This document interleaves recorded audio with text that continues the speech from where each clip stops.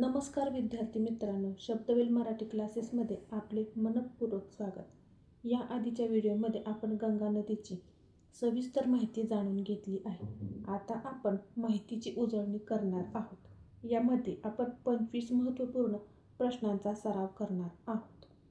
प्रत्येक प्रश्न काळजीपूर्वक वाचा, पर्यायांचा विचार करा आणि उत्तर देण्याचा प्रयत्न करा.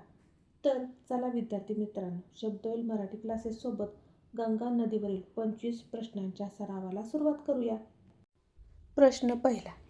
गंगा नदीचा उगम कोणत्या हिमनदीच्या परिसरात होतो? पर्याय 1 यमुनोत्री, 2 गंगोत्री, 3 सियाचीन, 4 पिंडारी. उत्तर आहे पर्याय क्रमांक 2 ब गंगोत्री. गंगा नदीचा उगम हिमालयातील गंगोत्री हिमनदीच्या परिसरात होतो. गंगोत्री हिमनदीच्या गोमुख या ठिकाणापासून भागीरथी नदीचा प्रवास सुरू होतो. त्यामुळे परीक्षेत गंगा, गंगोत्री आणि भागीरथी हे 3 शब्द एकत्र लक्षात ठेवा गंगोत्री. प्रश्न दुसरा. गंगोत्री हिमनदीतून वाहणाऱ्या नदीचे नाव काय आहे? पर्याय पाहूयात. 1 अलकनंदा, 2 यमुना, 3 भागीरथी, 4 कोसी. उत्तर आहे पर्याय क्रमांक 3 भागीरथी. स्पष्टीकरण पहा. गंगोत्री हिमनदीतून निघणाऱ्या पाण्याचा प्रवाह सुरुवातीला भागीरथी या नावाने ओळखला जातो. पुढे भागीरथी अलकनंदा येथे मिळते आणि त्यानंतर नदीला गंगा हे नाव मिळते. पुढचा प्रश्न पहा. भागीरथी आणि अलकनंदा यांचा संगम कोठे होतो? पर्याय पहा. 1 हरिद्वार, 2 देवप्रयाग, 3 प्रयागराज, 4 वाराणसी. उत्तर आहे देवप्रयाग. त्याचं स्पष्टीकरण पहा. उत्तराखंडातील देवप्रयाग येथे भागीरथी आणि अलकनंदा या 2 नद्या एकत्र येतात. हा संगम अत्यंत महत्त्वाचा आहे, कारण या संगमानंतर नदीला गंगा हे नाव मिळते. पुढचा प्रश्न. देवप्रयाग येथील संगमानंतर नदीला कोणते नाव मिळते? पर्याय पहा. 1 यमुना, 2 भागीरथी, 3 गंगा, 4 अलकनंदा. उत्तर आहे पर्याय क्रमांक 3 गंगा. कारण भागीरथी आणि अलकनंदा या 2 प्रवाहांचा देवप्रयाग येथे संगम होतो. त्या संगमानंतरच एकत्रित नदीला गंगा असे म्हटले जाते. पुढील प्रश्न 5वा. गंगा नदीची सुमारे लांबी किती आहे? पर्याय 1 1500 किमी, 2 2000 किमी, 3 2525 किमी, 4 3500 किमी. उत्तर आहे पर्याय क्रमांक 3 म्हणजेच क 2525 किमी. कारण गंगा नदीची लांबी साधारण 2525 किलोमीटर मानली जाते. प्रश्न 6वा. गंगा नदीची प्रमुख उपनदी कोणती आहे? पर्याय पहा. 1 नर्मदा, 2 यमुना, 3 गोदावरी, 4 तापी. उत्तर आहे पर्याय क्रमांक 2 यमुना. कारण गंगेला अनेक उपनद्या मिळतात. त्यामध्ये यमुना ही सर्वात महत्त्वाच्या उपनद्यांपैकी एक आहे.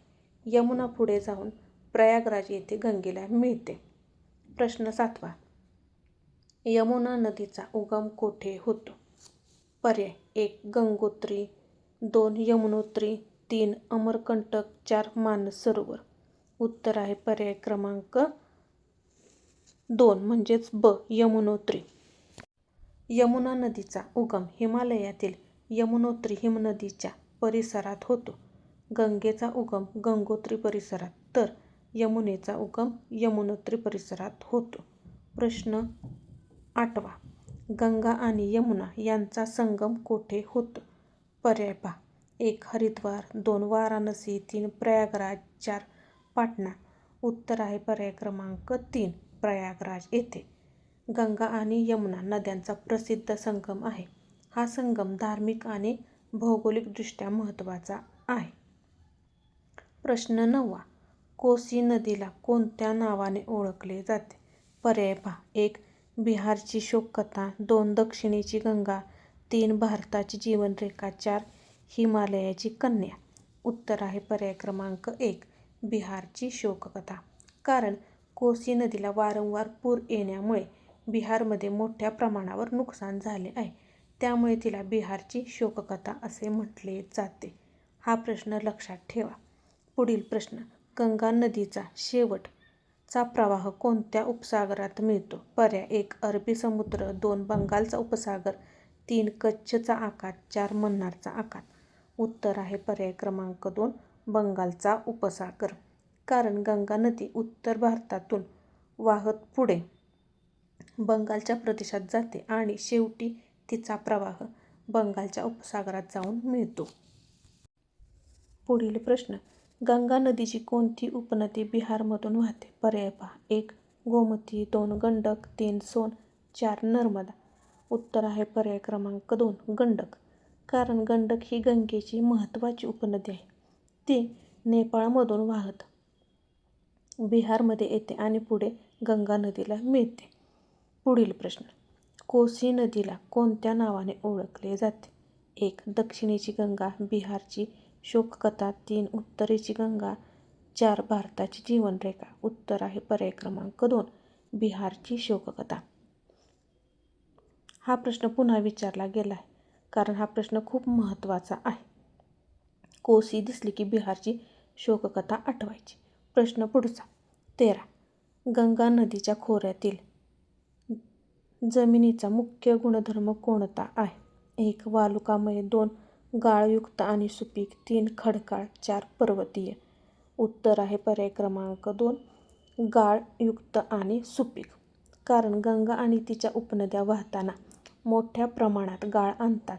हा गाळ नदीच्या मैदानात साचतो. त्यामुळे गंगेच्या खोऱ्यातील जमीन सुपीक बनते आणि शेतीसाठी उपयुक्त ठरते. पुढील प्रश्न 14वा.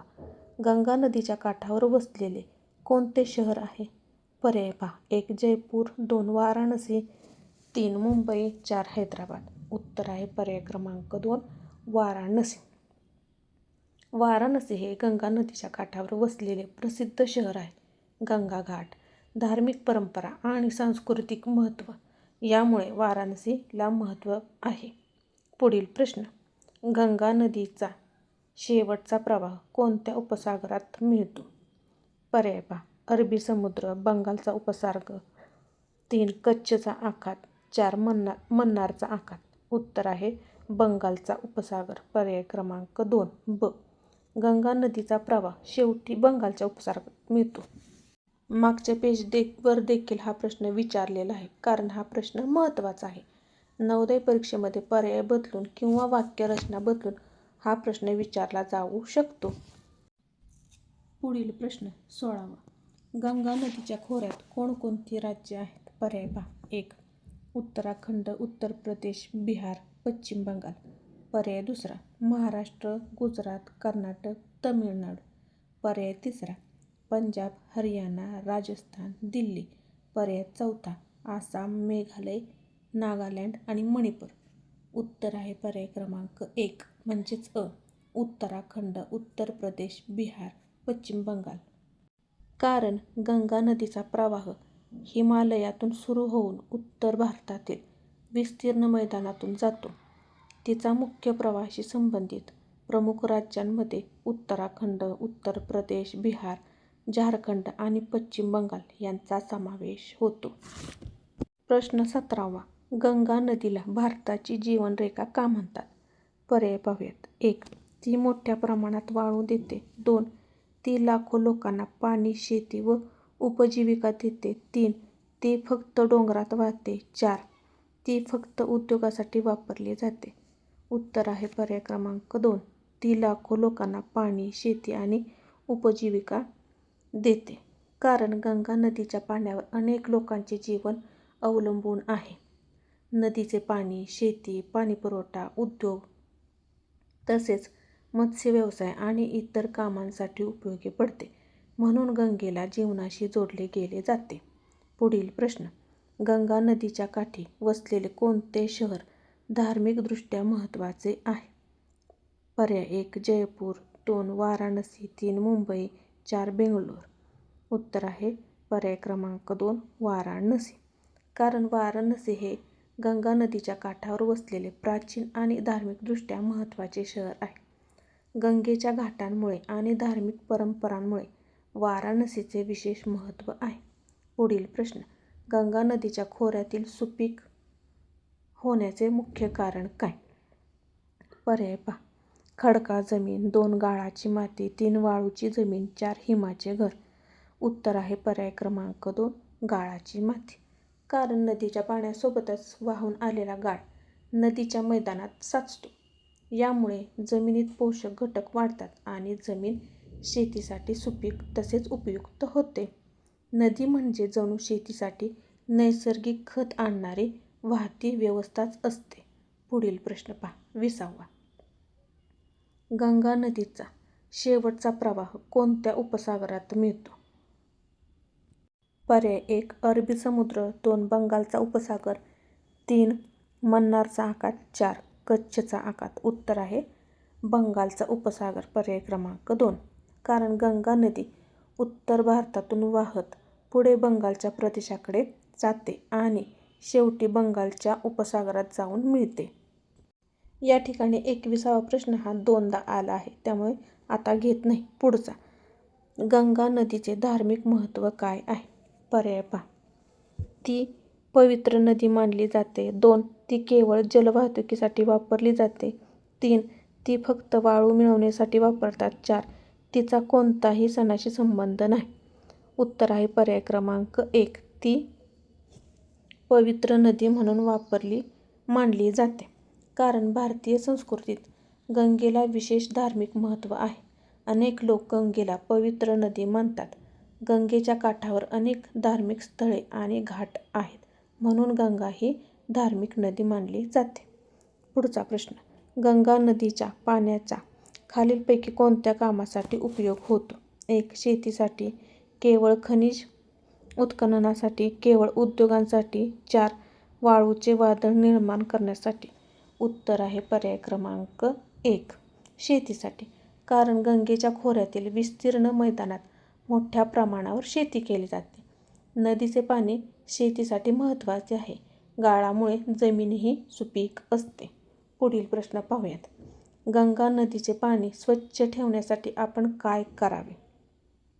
पर्याय पहा. नदीत कचरा टाकावा. 2 सांडपाणी थेट नदीत सोडावे. 3 नदी प्रदूषण राहावी व स्वच्छ ठेवावी. 4 प्लास्टिकचे साहित्य नदीत टाकावे. उत्तर आहे पर्याय क्रमांक 3 म्हणजेच क नदी प्रदूषण रोखावे व नदी स्वच्छ ठेवावी. कारण नदीत कचरा, प्लास्टिक किंवा सांडपाणी टाकल्यास नदीचे पाणी प्रदूषित होते. त्यामुळे कचरा नदीत टाकू नये. सांडपाणी प्रक्रिया करून सोडावे आणि नदी स्वच्छ ठेवावी. कारण गंगा आपल्याला जीवन देते, त्यामुळे गंगेचे संरक्षण करणे ही आपली जबाबदारी आहे. पुढील प्रश्न. गंगा नदीच्या खोऱ्यात खालीलपैकी कोणते पीक मोठ्या प्रमाणावर घेतले जाते? पर्याय पहा. गहू, 2 कॉफी, 3 रबर, 4 नारळ. उत्तर आहे पर्याय क्रमांक 1 गहू. कारण गंगेच्या मैदानातील जमीन गाळयुक्त आणि सुपीक असल्यामुळे शेतीसाठी अतिशय उपयुक्त आहे. या प्रदेशात गहू, तांदूळ, ऊस यांसारखी पिके मोठ्या प्रमाणावर घेतली जातात, म्हणून गहू हा पर्याय योग्य आहे. तर अशा प्रकारे आपण गंगा नदीवरील 25 महत्त्वपूर्ण प्रश्नांचा सराव केला आहे. लक्षात ठेवा, फक्त उत्तर पाठ करू नका, त्यामागची माहिती समजून घ्या. समजून केलेलाच अभ्यास परीक्षेच्या वेळी योग्य उत्तर निवडण्यासाठी आपल्याला मदत करत असतो. असाच नियमित अभ्यास, सातत्यपूर्ण सराव आणि योग्य मार्गदर्शन ठेवले तर नवोदय परीक्षेतील यश नक्कीच आपल्याला जवळ येईल. शब्दवेल मराठी क्लासेससोबत असेच शिकत राहा, सराव करत राहा. आपल्या यशाच्या दिशेने एक पाऊल पुढे टाका. पुन्हा एका नवीन विषयासह लवकरच भेटूया. तोपर्यंत अभ्यास करा, आनंदाने शिका आणि यशस्वी व्हा. धन्यवाद.